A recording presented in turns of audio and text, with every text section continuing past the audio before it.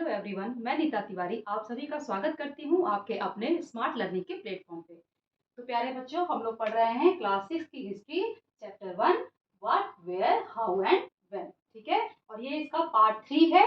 ये आज इस चैप्टर का लास्ट वीडियो है। तो आज के वीडियो को शुरू करने से पहले हमने पिछले वीडियो में क्या पढ़ा था इसे हम एक बार रिकॉल कर लेते हैं, ठीक है, ताकि आप आगे की जो स्टोरी है इसे समझ सकें।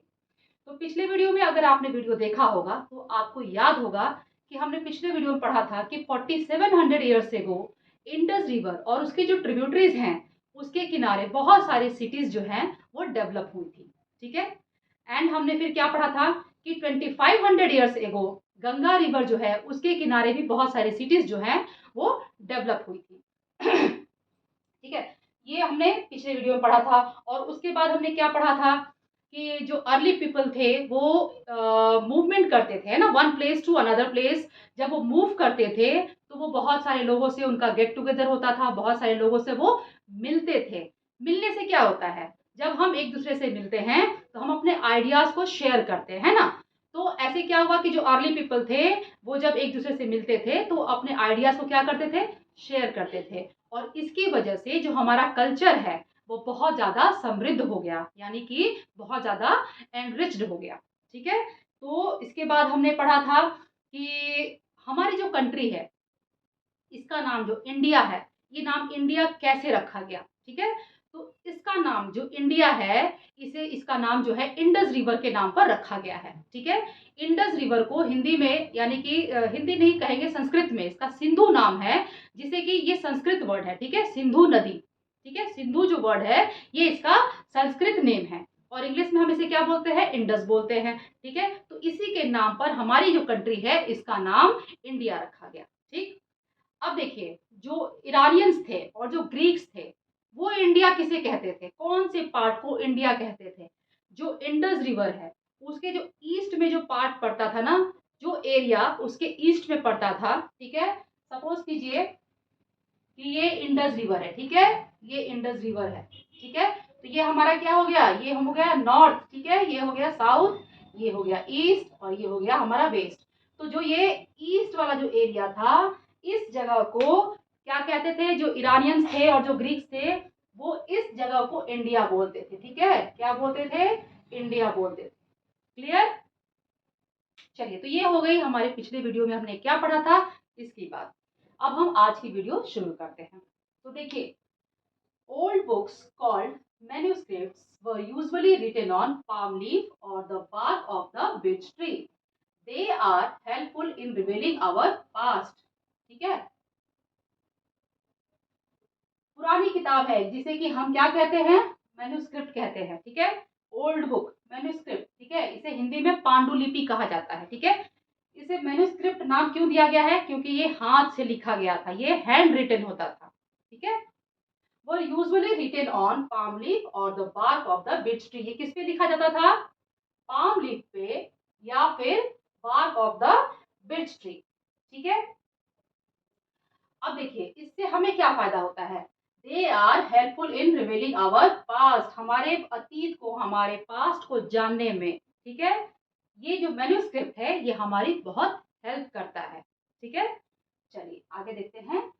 Sanskrit, Prakrit and Tamil were the languages used in writing manuscripts.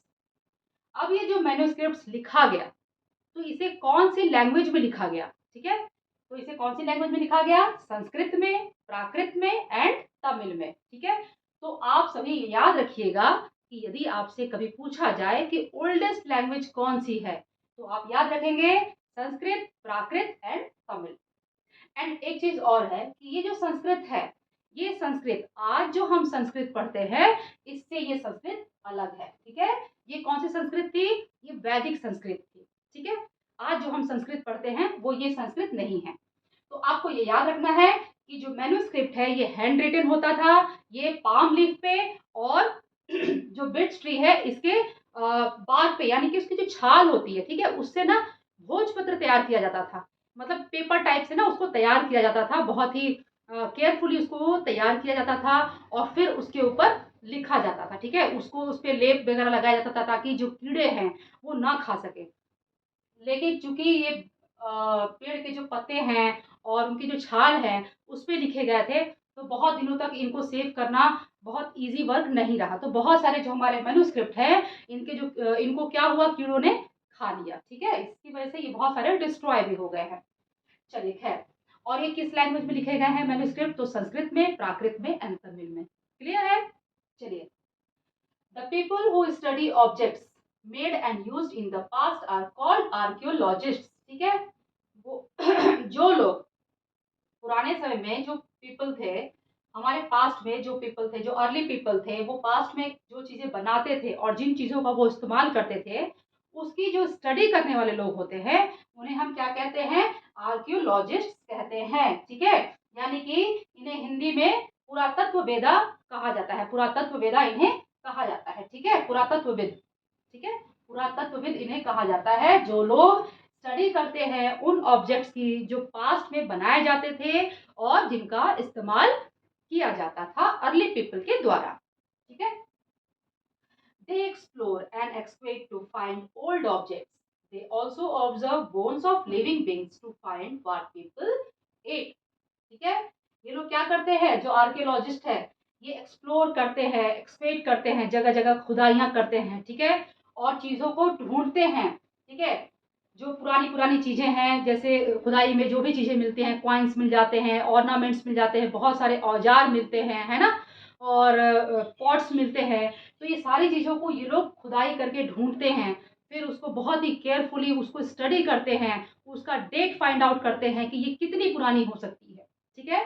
इसके साथ-साथ ये लोग उन चीज़ों को, उन लिविंग बीइंग्स के जो बोन्स है, उसको भी स्टडी करते हैं। जो बहुत सारे जीव-जंतु के जो बोन्स हैं, वो भी खुदाई के दौरान हम मिलते हैं ना, जब वो लोग खुदाई करते हैं, तो बहुत सारे जानवरों के भी उनको बोन्स मिलते हैं, तो ये लोग क्या करते हैं, उसकी भी स्टडी करते हैं। बहुत ही केयरफुली उनकी भी स्टडी करते हैं, ये जानने के लिए कि जो अर्ली पीपल थे, ये खाते क्या थे। ठीक है? यहाँ तक सब कुछ क्लियर? चलिए। Archaeologists have also found inscriptions which are an engraved form of writing on hard surfaces. ठीक है? अब देखिए क्या है कि जो आर्कियोलॉजिस्ट है, इन्हें क्या है, अभिलेख भी मिले हैं। इंस्क्रिप्शंस को हिंदी में कहते हैं अभिलेख, ठीक है? इंस्क्रिप्शंस को हिंदी में क्या बोलते हैं? अभिलेख, ठीक है? तो इन्हें अभिलेख भी प्राप्त हुए हैं और ये जो इंस्क्रिप्शंस होते हैं, ये क्या होते हैं? Which are an engraved form of writing on hard surface. ये खुदाई किए हुए होते हैं, ये हार्ड सरफेस पे लिखे होते हैं, सच एज स्टोन और मेटल, ठीक है? ये जो चीजें इंस्क्रिप्शंस क्या है, ये हार्ड सरफेस पे लिखी होती है। इन्हें आप नॉर्मली नहीं लिख सकते हैं, तो इन्हें कैसे लिखा जाता था? खुदाई करके लिखी जाती थी, ठीक है? चलिए, दे were use for various purposes. ये जो इंस्क्रिप्शन है, ये जो अभिलेख है, ये बहुत ही अलग अलग पर्पस के लिए यूज किया जाता था, ठीक है? इसके यूज के बारे में हम लोग जब हम आगे आपके चैप्टर में पढ़ेंगे, जब हम लोग अशोका के बारे में पढ़ेंगे और आगे जो और भी किंग्स हैं, किंग्स एंड किंगडम्स आपके चैप्टर है आपकी बुक में, शायद चैप्टर 5th या 6th होगा। तो जब हम वहां पहुंचेंगे तब आप लोग इंस्क्रिप्शन के बारे में बहुत ही ज्यादा पढ़ेंगे इसके बारे में, ठीक है? इन अभिलेखों के बारे में। चलिए आगे देखते हैं, आगे क्या है? हाँ, अब देखिए, the people who study the past are called historians. ठीक है? वो लोग जो पास्ट की स्टडी करते हैं उन्हें हम क्या कहते हैं? हिस्टोरियंस कहते हैं, यानी कि हिंदी में इतिहासकार कहते हैं, ठीक है? ये लोग क्या करते हैं? आर्कियोलॉजिस्ट क्या करते हैं? ये किस चीज की स्टडी करते हैं?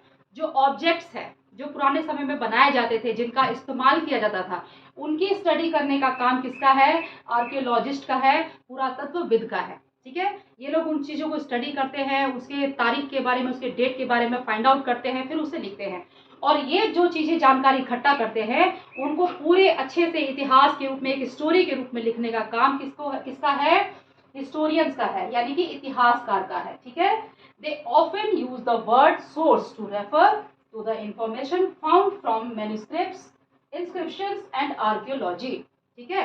ये जो हिस्टोरियंस हैं, ये हिस्ट्री लिखने के लिए जिन चीज़ों का इस्तेमाल करते हैं, ठीक है? उसे क्या बोलते हैं ये लोग? उसका इसके लिए कौन सा वर्ड यूज़ करते हैं? उसे बोलते हैं सोर्स, ठीक है? तो ये कौन-कौन सा सोर्स यूज़ करते हैं हिस्ट्री लिखने के लिए? सबसे पहले मैन्युस्क्रिप्ट हो गया, फिर इंस्क्रिप्शन हो गया, ठीक है? And archaeology. ठीक है। इन सब चीज़ों को, ये सारे सोर्स को फिर ये लोग स्टडी करते हैं और इसके बाद ये जो है हिस्टोरियंस ये हिस्ट्री को लिखते हैं और वही हिस्ट्री हमारे और आप तक पहुंचती है और हम इसे पढ़ते हैं और इसके बाद हमें हमारे पास्ट के बारे में जानकारी मिलती है कि हमारे पास्ट में जो हमारे अर्ली पीपल थे वो कैसे रहते थे, उनका रहन सहन, उनका खान पान, सब कुछ किस तरीके का होता था।